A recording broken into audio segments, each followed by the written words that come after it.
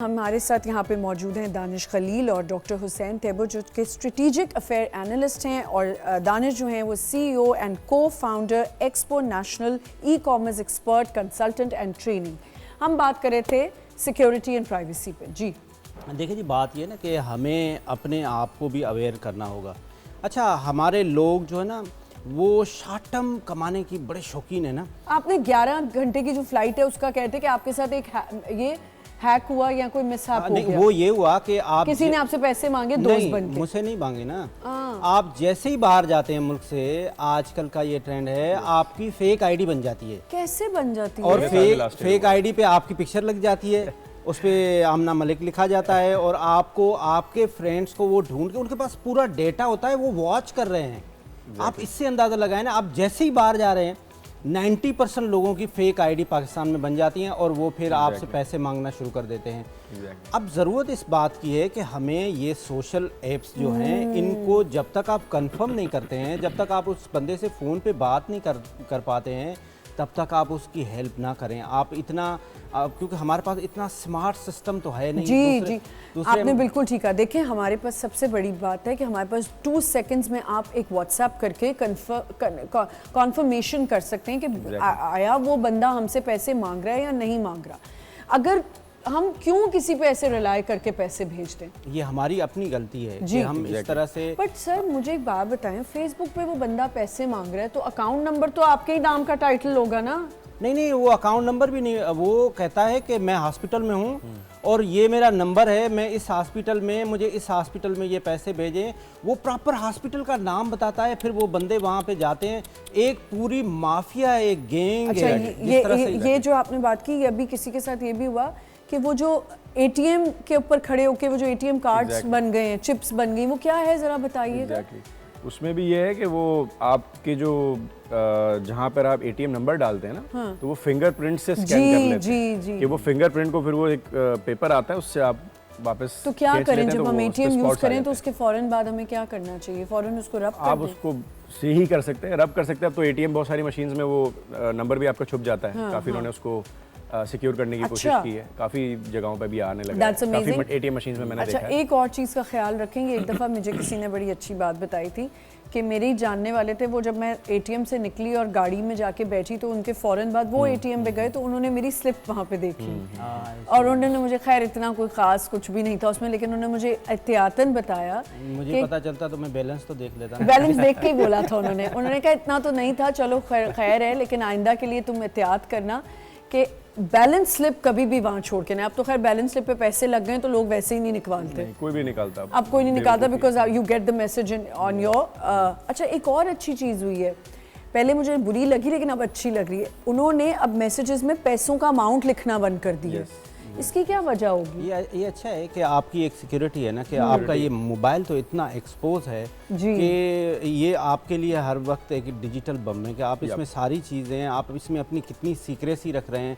आजकल तो बहुत सारे बैंक्स ऐसे भी हैं जो कहते हैं नहीं, आप you have to register yourself in e system, otherwise वो आपको डाटा ही प्रोवाइड नहीं कर रहे होते हैं। काफ़ी ऐसे बैंक्स हैं। अब जब तक आप इसको इसमें नहीं मोबाइल में करते हैं तब तक वो देते नहीं। अब मोबाइल आपका इतना। अच्छा, अब मज़े की बात है कि एक और बैंक है जिसमें उन्होंने कहा कि जी आप फिंगरप्रिंट्स अपने फ़ोन से करें। अब मैं लगी हुई हूँ, नहीं हो रहा। खैर मैं गई ब्रांच और मैंने उनको कहा कि जी नहीं हो रहा, मैं क्या करूँ? उन्होंने कहा आप कॉल सेंटर फ़ोन करके क्या इसको डिसेबल करें।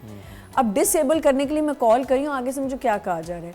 देखिए, ये अपनी रिस्पॉन्सिबिलिटी पे आप डिसेबल करिए। अगर आपने अपना ये शेयर किया, अब मैंने कहा तो फिर मुझे बताएं कि इसको ठीक है। वो आईफोन 14 में तो ऑप्शन ही ख़त्म, वो ख़राब हुआ है, हम ठीक कैसे करें, उसमें टाइम लगेगा। मतलब मैं समझती हूँ हमारे सिस्टम्स भी थोड़े से लेट बैक हैं, बहुत ज़्यादा। कब तो ये फिर भी देखिए, ई कॉमर्स की ट्रेनिंग्स में जब आप लोग ट्रेनिंग करा रहे होते हैं, कंसल्टेंसी कोई कर रहा होता है, तो what are the key points?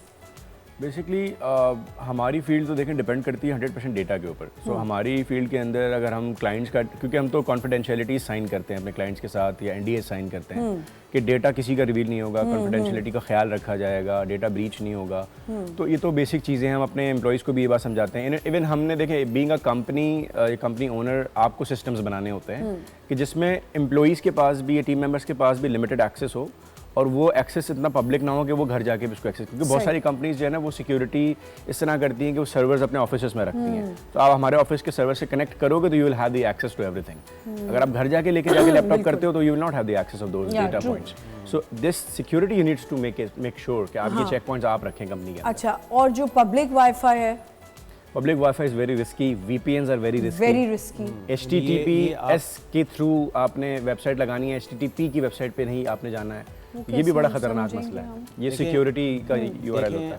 आप ये चीज़ें जब तक आम आदमी को तो इन चीज़ों का पता ही नहीं है ना। पता। अब उसको तो सस्ती वाईफाई चाहिए, ठीक है, उसको तो VPN यूज़ करने, क्योंकि हमारे पास VPN के बगैर तो हमारे पास X नहीं चलता ना, कुछ भी नहीं चलता। हम उसको VPN को लाते हैं, फिर क्या करते हैं, वो VPN एक आपको ऑप्शन देता है, कहता है 30 डेज फ्री करने के लिए ये ऑप्शन। हमें मौत आती है कि हम पैसे दे दें, हम देते ही नहीं है। हम उसमें अगर वंस हमें, एक तो ये आम कॉमन आदमी का, मैं अपनी बात बता रहा हूँ, मुझे तो ये डर लगता है कि मैं इसमें अपना जो क्रेडिट कार्ड है ना उसके नंबर डालूंगा, पता नहीं पैसे कट जाएंगे, वो भी कट जाएंगे, क्योंकि हम इतने टेक्नोलॉजिकली अवेयर तो है नहीं। तो हम उसको फ्री में ले जाते हैं VPN को। अब जब फ्री में ले आते हैं तो वो आपकी डेटा तो सारा उठा लेता है ना, प्लेट में दे देते हैं, आप उसको अपनी सारी चीज़ें दे देते हैं। अच्छा, फिर इसी ई-मोबाइल में आपके पास सारी बैंक्स के ऐप भी हैं, आपके सोशल मीडिया के टूल्स भी हैं, आपका व्हाट्सएप भी है। अभी मैं 2 दिन पहले बात बता रहा हूँ कि मुझे एक नाइजीरिया के नंबर से कॉल आई।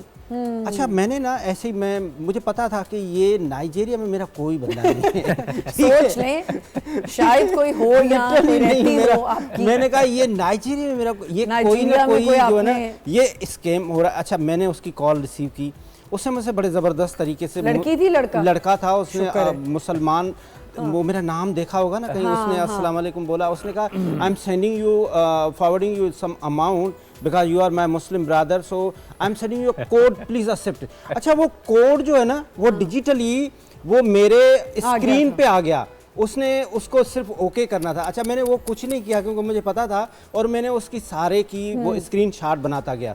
मैंने यहाँ के, मेरे is my very good friend जो यहाँ के FIA के साइबर क्राइम के हेड हैं, सिंध के डायरेक्टर जनरल हैं, और वो बहुत अवेयर हैं, वो बड़े पढ़े, मैं उसको कहता हूँ वो पढ़ाकू आदमी है। मैंने उसको सारी चीज़ें भेजी, उसने कहा भाई साहब ये तो आप नाइजीरिया के मुझे भेज रहे हो, हम तो पाकिस्तानियों के भी नहीं कर पा रहे हैं, हमारे पास इतना सोर्स ही नहीं है कि हम 25 करोड़ लोग हैं, और हमारे पास एक डेटा के मुताबिक जो 23% लोग हैं उनकी इंटरनेट की एक्सेस है। बाकी तो हमारे देहात गांव में रहते हैं ना, वो तो बिलो द एवरेज रहते हैं। बिल्कुल ठीक कह रहे हैं, उनके पास तो वो सारी चीज़ें हैं ही नहीं। अब उनको मेंटेन करने के लिए जो हमें रिसोर्स चाहिए, जो हमें टेक्नोलॉजी चाहिए, वो हमारे पाकिस्तान में नहीं। हमारे पास लेजिस्लेशन बहुत अच्छी है, हम दुनिया में बहुत अच्छी लेजिस्लेशन कर लेते हैं, कानून साजी इतनी ज़बरदस्त करते हैं, लेकिन इम्प्लीमेंट नहीं करते। अच्छा, इम्प्लीमेंट ना करने की वजह एक तो ये है कि हमारे पास करप्शन, ठीक है, तो नंबर 2 ये है कि हमारी विल ही नहीं है, नंबर 3 ये है कि हम उसमें से रूट ढूंढ रहे होते हैं, जुगाड़। नादरा, जिस तरह से आपने बताया, नादरा का जो सिस्टम है ये परवेज़ मुशर्रफ के दौर में बना, ये दुनिया के बेस्ट सिस्टम में से एक सिस्टम है। ये सिस्टम हमसे, मलेशिया ने ये हमसे सॉफ्टवेयर खरीदा, और अच्छा। मलेशिया कितना डेवलप कंट्री है, उसने इसको कॉपी किया। अब देखें, हमारे यहाँ ये जो इंसिडेंट होते हैं, ये जो फेक आईडीज़ बनते हैं, जिस तरह से टेररिस्ट की फेक आईडीज़ बनी, आपने हालिया देखा होगा कि टेररिस्ट जिसकी फेक आईडी बनी वलीउर रहमान के नाम से, वो कैसे बनी? उसने क्या करा, वो एक फैमिली ट्री है आपका, वो जब आप नादरा में बनाते हैं ना तो एक ट्री आती है, उसमें आपका दादा होता है, फिर उसके बेटे होते हैं, फिर उसके बच्चे होते हैं, आजकल हम अपने बच्चों के भी कर रहे होते हैं ना, तो वो जो फैमिली सर्टिफिकेट है। अब इसमें क्या होता है, कोई एक आदमी आपका सेटल हो जाता है बाहर, वो क्या करता है, वो उस बंदे को उठाता है और उसको यहाँ से वो बेसिकली वो डिलीट कर देता है और उसमें दोबारा डाल देता है। तो हमारे लोग बड़े जुगाड़ू, बड़े एवेन्यू और ऐसी दिमाग के साथ काम करते हैं। शैतानियत के लिए भी तो दिमाग चाहिए। अच्छा जी, यहाँ हमें ब्रेक लेनी है। ब्रेक से पहले मैं भूल जाऊंगी कि मैं ज़रूर ये मेंशन करूँ, जैसे उन्होंने कहा एक लिंक आया, प्लीज़ मैं एक और चीज़ कहना चाहूँगी, जब आपके टेक्स्ट मैसेज पे कोई लिंक आता है उसको कभी क्लिक ना करें, because it is a hacking technique जो आपके फ़ोन को हैक करना चाहता है। कभी आपको ये लिखा आता है ये वाउचर आपने जीता है, इस पर क्लिक करें आपको ये मिल जाएगा, कभी भी ना करें।